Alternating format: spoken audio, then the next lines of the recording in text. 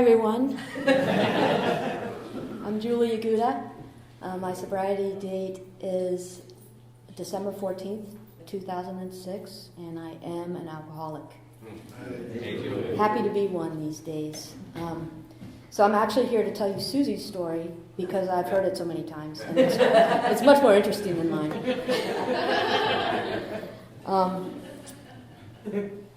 My home group is the Greenwood Forest Group. It's up in Cary, held at the Triangle Alano Club.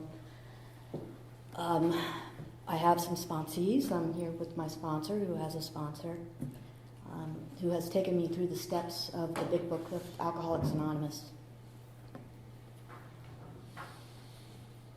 You know, it's really interesting for me to be here right now, standing here talking to you, because I grew up in this area. I lived here since I was two years old, until I went to college, and now I live in Cary. I recognize some of you, so that adds on to the nervousness, and I'm sure I probably owe you amends. So if you could come up after, we'll work it through. I'll talk with my sponsor first. So yeah, growing up around here was pretty awesome for me. I have 5 brothers and sisters. Beautiful childhood as far as I remember. You know, thought that was an old idea, but it's still true today. It was a great childhood. My parents were supporting of us. We got a good education. You know, we just invited alcohol into our family really early. There was no violence. There was all of the spiritual principles that we learned in this program were passed on to me. But again, I started to drink pretty young, and some of those spiritual principles started to sever. So early on, probably around 15 or so, started to drink alcohol with friends. Prior to that, my family had, you know, parties and bridge games and hors d'oeuvres, you know, just fancy glass clinking, and everything seemed romantic with the drinking. And then decided to pass that on to my friends. And the first time that I really remember feeling any difference and really kind of understanding what change of perception that I had and how much I loved alcohol was when I was at a tennis tournament as a ball girl, and we had champagne after the tennis match, and Arthur Ashe, I don't know if you guys remember him, was playing in it, and I had the biggest crush on him, and so I remember enjoying the champagne and being brave enough to go up to him and just talk to him as if I was an adult, you know, and I was pretty darn young. And I remember my mom said, well, it's time to leave, and I was sad about that, so I wanted to grab an extra thing of champagne, and I took it back with me. I don't know why my mom let me do that, but she did. And then I remember going back behind the house and just, you know, crying love for Arthur Ashe, you know. And that was just an experience of just seeing a different kind of perception. And that was a perception that I felt comfortable with.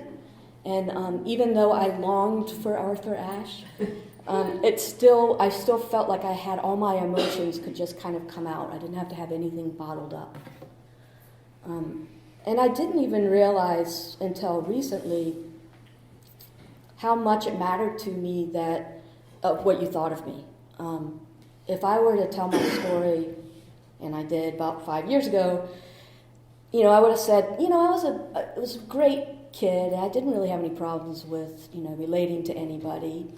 Things were fine. But as I've, you know, talked with other people, gone to meetings, worked the steps some more, worked with others, I was really afraid of what other people thought of me. And I let my ego kind of get in the way of that. But then when I would take the alcohol, when I would drink that, then all of that would go away. So the consequences that I had growing up were, in my mind, not very severe. When I tell the story to people who are not like us, they think it's pretty severe. But I didn't have a lot of external consequences, such as I didn't go to jail, I didn't get a DUI, I didn't, get into all that kind of trouble. I still had my house, cars, family. All of that was somehow kept intact. I don't know how, but it was. But what I lost in all of that was me. And I actually even lost the frightened me from early on. I lost my soul. I lost my connection with my higher power. I lost love. I lost people and friendships. I severed a lot of ties, even at work. It was a painful time, and I didn't even realize how painful it was until I started to try to get sober. So the way that happened was I've been drinking pretty heavily for years, and I was in a marriage with a guy who also loved to drink, so we were great partiers together. And I thought he drank more than I did, but I think that I probably surpassed him at some point. So I was at work, and I was going in for a physical. And prior to all my other physicals, so I was pretty good about getting all of those, I would fill out the form, and it would say the questions of, do you smoke? Yes. Do you drink alcohol? Yes. How much do you drink?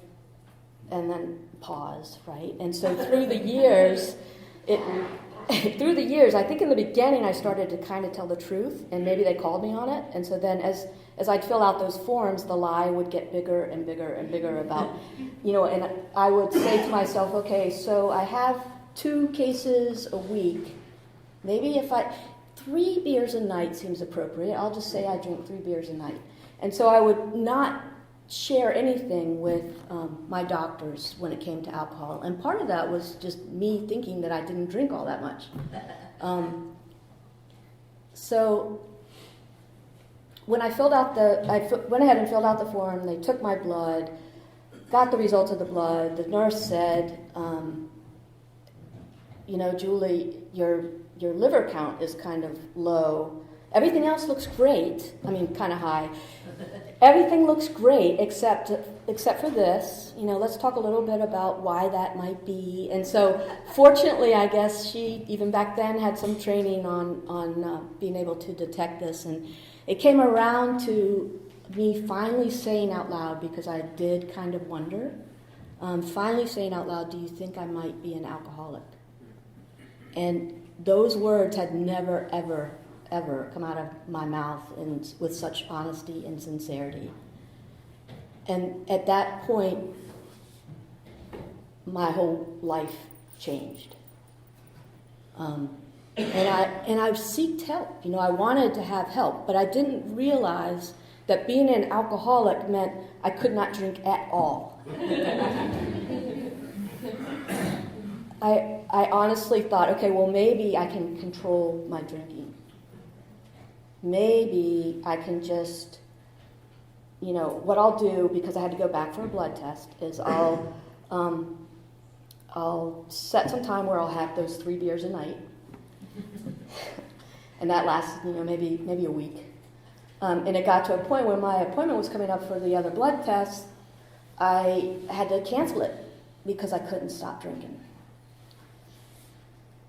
And then finally I went back for it, and by that time I had not had anything to drink for, I think, 24 hours, and my hands were all shaky, my voice was shaky, I couldn't sign in to get my blood taken. They were chasing me around the room, trying to, with a needle, trying to get my blood. It was bad.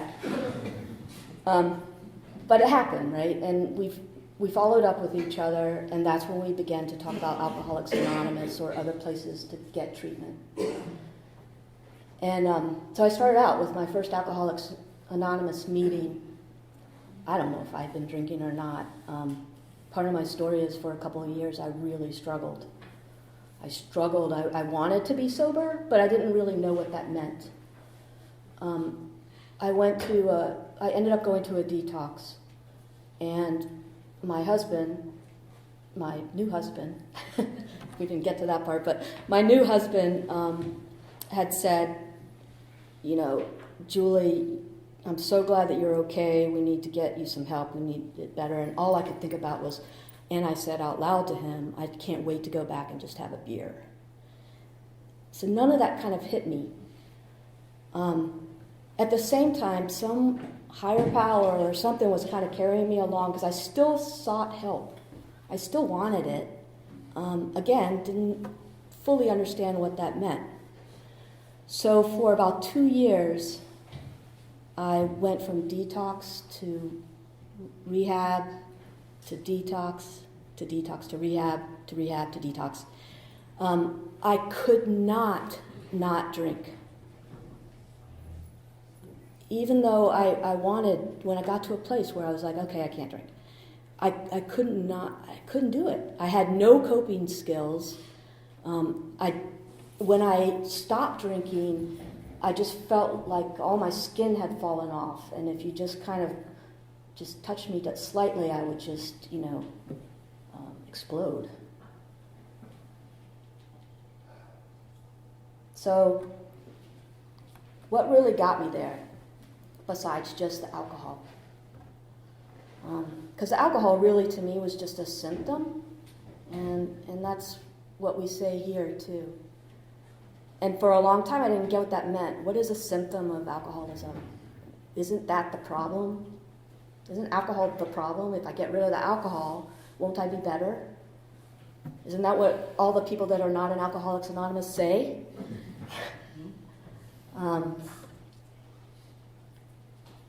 What really got me here was my separation from my higher power and not having a trust in that higher power. But again, I didn't know all of this until I worked with a sponsor and came to meetings and actually stopped drinking. I do not recommend drinking and going to meetings, just in case anybody's wondering. It happened to be my story, but it's not. I do not recommend that. It was one of the hardest things I ever did, ever. It was the most painful thing ever that I have done, and that is to be in that place that the book talks about, where I couldn't live without a drink, and I couldn't live to drink. And I had to be at a place where I had a moment of clarity and a connection back with my higher power before anything could truly change. And the one day that I remember that happening was on December 14th. And I had just, 2006, and I had just gotten out of a detox. And it was, for this detox, I had actually lost my husband almost. I lost my sponsor almost, which was still Susie. I lost, people in AA were beginning to kind of question whether or not I was going to make it, but they still were with me. So I had, before this detox, I had gone to an AA meeting. And I cried for help. And I sincerely meant it, and I never had done that before. And when I did that, you guys came to my help. You came to my rescue. And you took me to a detox center, and you cared for me. Prior to that, my ego thought that I knew everything. I thought, and my ego is still here, by the way.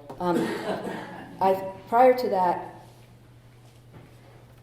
when I would go to these rehabs and these detoxes and even meetings, I would be so educated that I would be able to tell you what it is that was making someone else, be an alcoholic and what they needed to do to get better.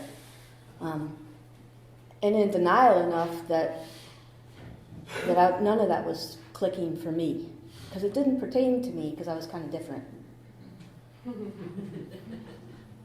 What?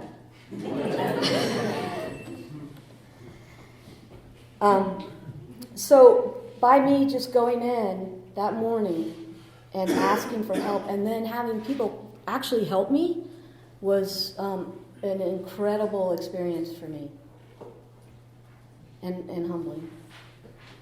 So I went to this detox. This was prior to December 14th.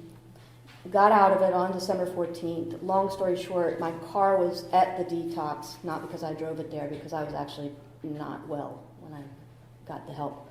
And I was about to go home and got into the car, and my husband was at work, and my daughter was at school. Everything was cool. I was going to go home, and I was going to be sober, and I was going to start my time. And then as I was driving, I was like, I wonder, I had some airplane bottles hidden that I think I didn't throw away.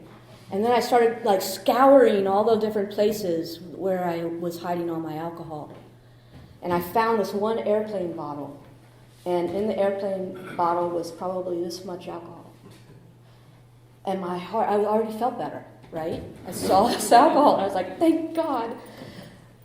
And I went into this area of my room, and I opened it up, and I sucked it down, and I saw myself doing that. I saw myself, after just getting out of detox, after working trying for 2 years to so after having alcohol out of my system, I saw myself in the insanity. And that was my moment of clarity. I was like, oh my God, what am I doing? So at that point was my changing moment. And I thank God for that, and I hope I never, ever, ever have to go through that again. And I do know that the only way that I have a chance at that is to hang out with you all and to work the program. So then I vigorously launched into a program of action with my sponsor, who took me through each of the steps through the big book. And the first step, it became easier for me because I saw that moment, and the second step as well. We were talking about, just the other day, my sponsor and I were talking about higher power and God and my connection with God and my journey with that. And, early on in growing up, I went to church, which is, just a religion, versus the spirituality, which is what I feel today. But even in that church, I could feel a connection with my higher power. I could feel a connection with God. I was pretty active in it as an acolyte and in the choir and went to Sunday school and all that kind of stuff. So all of that upbringing kind of gave me an idea of what a higher power was. The problem was I had a story also about that higher power. I had a story about what I understood God to be in my mind. Whether it was true or not, I still don't know to this day, but that was my old idea, and that old idea was not working for me because he let me down. And he didn't believe in me. And I had no need for him. So as we worked through the second and the third step, all of that kind of began to change. And that mostly began to change because I was taking action. Part of the home group, attended meetings at detoxes, held a position in the home group, attended a lot of meetings. All of those actions began to help me to see things differently, to see my higher power differently. When we were talking about when I used to write God, the word God, I used to always put it in lowercase letters because nothing felt right about it. I couldn't respect that whole entity or that whole thought. And it took me a long time. It took me several years to really kind of work through a graduation of getting to know who my higher power was. And I still am learning, and I still don't know, and I still can't explain it completely. I just know that it's there. And the thing that has helped me to also get there is to finish those rest of the steps. So I couldn't just make a decision to turn my will and life over to the care of God.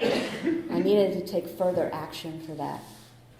And so in the fourth and the fifth step, I had to lay down what all my resentments were, what my harms were to other people, what my fears were. And boy, did I have a lot of fears. I remember when I was writing down all my fears, I would just, you name it, I was afraid of it. Fear of failure, fear of success, fear of me, fear of you, fear, just everywhere. And as we work through everything, that fear is disappearing. And I have moments even today where that fear is totally gone. It just lasts for just this long, but it's long enough to keep me going. And once we laid out what each of those were, the resentments, the fears, and the harms done to others, I was able to see where my part in all of that was. Where did I have action in that?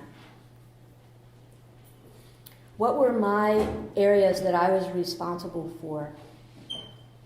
What was really making me be that way? And this is what my sponsor helped me to do, was to see all those various areas. And so we worked through 6 and 7 for the character defects. I still have a whole bunch today, and they jump all around on what they are. My primary one today, I'm told, is arrogance, so I have to say that out loud. So I'm working on that. And then the list where we were able to take action to make amends. And so there was this long list of folks that I had resentments towards, and a long list of folks that I had harms with. And my sponsor, through the big book, helped me to whittle down, which people I needed to make amends to.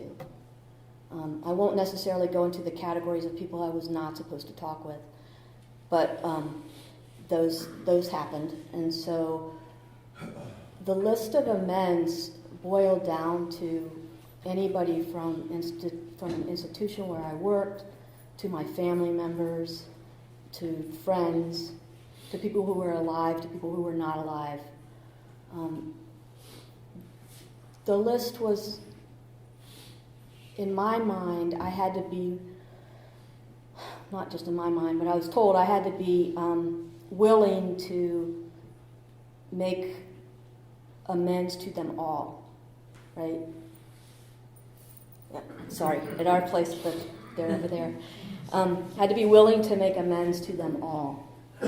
And so what I was told to do was to put down a list of people that I was willing to make amends to, people that I was sort of willing to make amends to, and people I thought I'd never make amends to.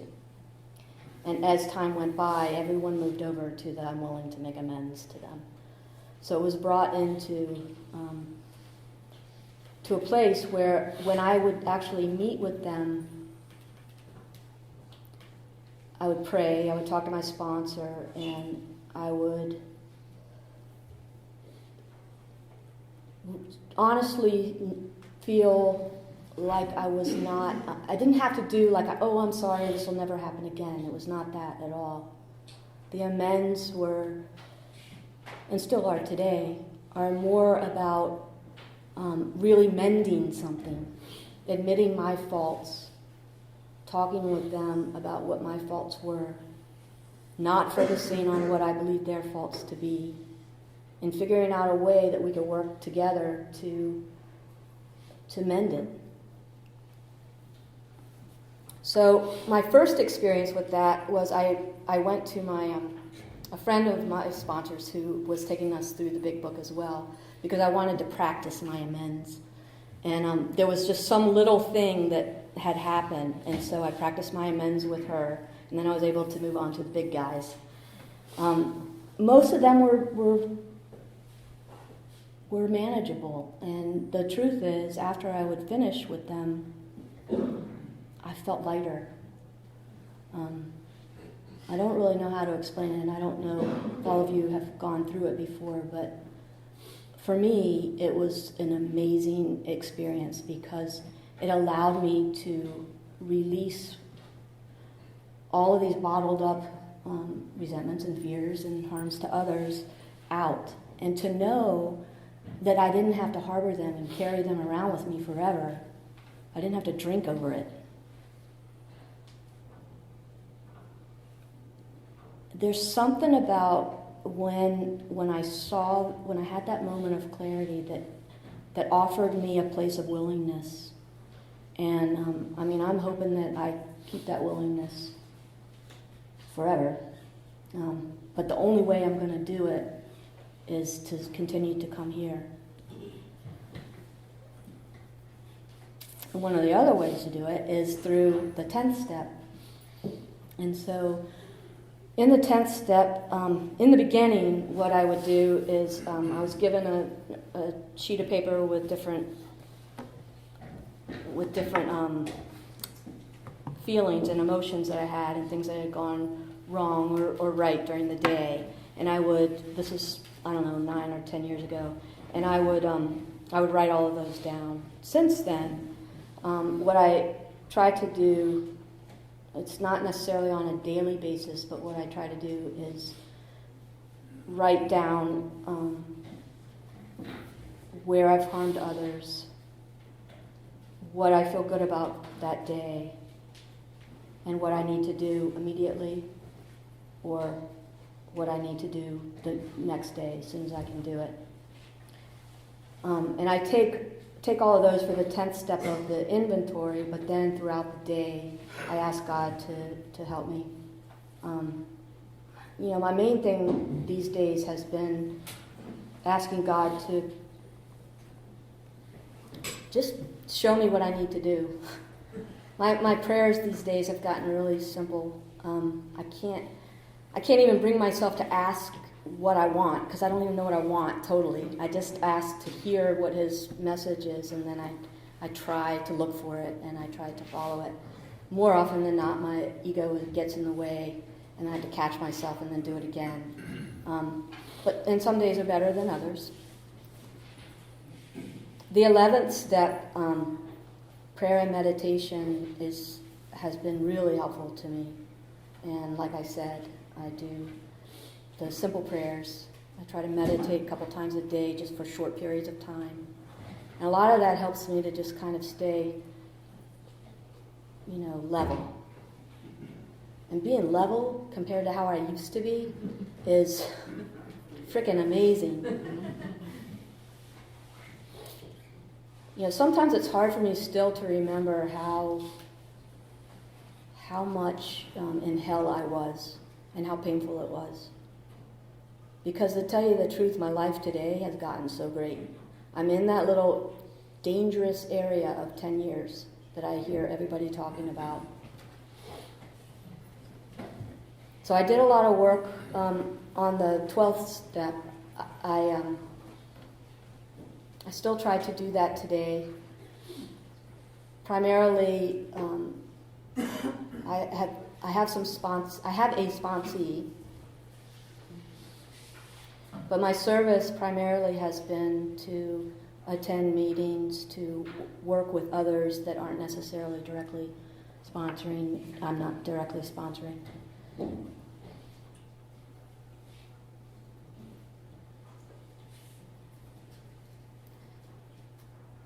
I do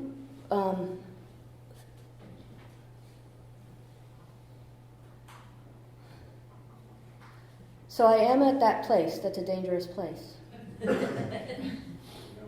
Yeah, because I was just about to just go bullshit, you guys. And I'm at a dangerous spot right now. And I'm so grateful and thankful that you had asked me to speak.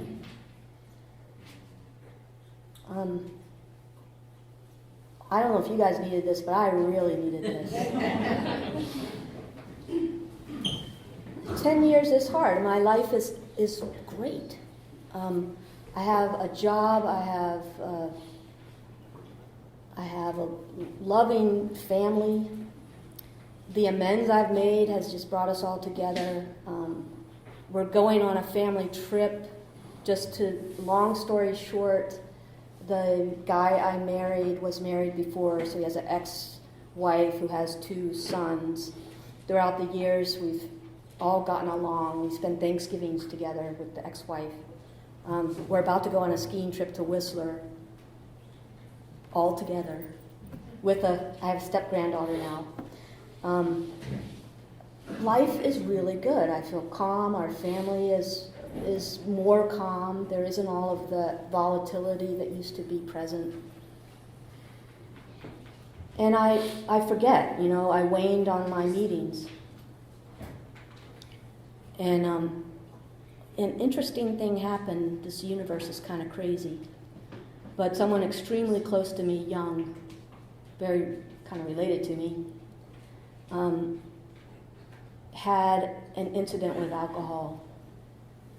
And she ended up in the hospital with tubes in her throat. And we thought she was going to die. And she grew up with this program. And she, since she was 5. And she knew better, right? She made it. And when she came to, one of the first things she said to me in the hospital room was, "Mom, I need help." Now, at 16, that's not what I said. At 16, I said, "Give me some more." And I did that until I was 42. This program's amazing, and God is amazing. And it also increased my meetings, because I have to drive her around everywhere to meetings. And it also solidified the importance of meetings, working the program, trying not to work other people's programs.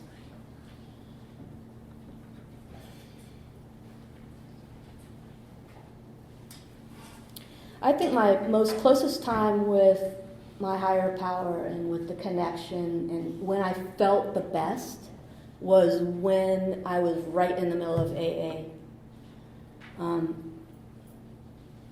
And I'm getting touches of that again.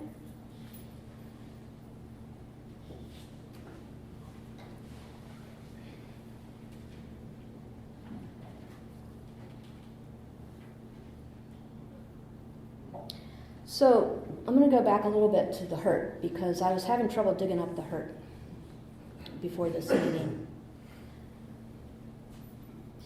And the hurt was covered up by alcohol. So I would go and I would do crazy things. And I would wreck cars, and I would take advantage of you, but I wouldn't be thinking I was taking advantage of you. I would do immoral things that I never believed that I could do. And I would cover it all up with alcohol. So again, when I came to, that all became completely a sensitive area for me. And then I started talking about old ideas with you, and how my story is kind of different now than it was then. These old ideas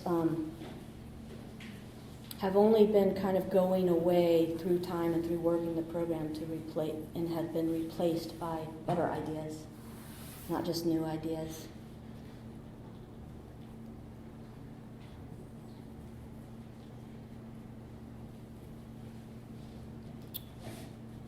my pauses here are checking in with God, for one thing. But they're also because I'm standing up here gaining insight for myself.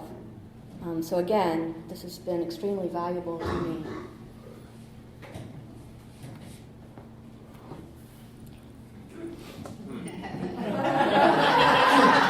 About 8 minutes. The clock's 5 minutes slow. I think I might be done, but wait. But wait, because there may be something else coming here.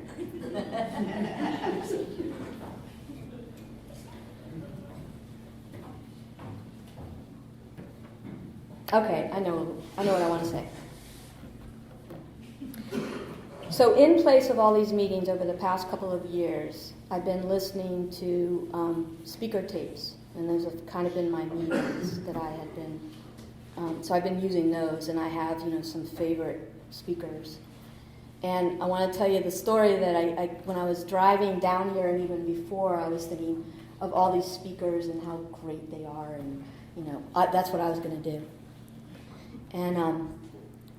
And what has been inspirational to me here today is that that's not at all what it's about.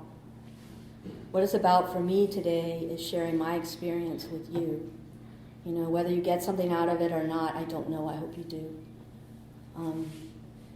I have certainly gained a lot from this.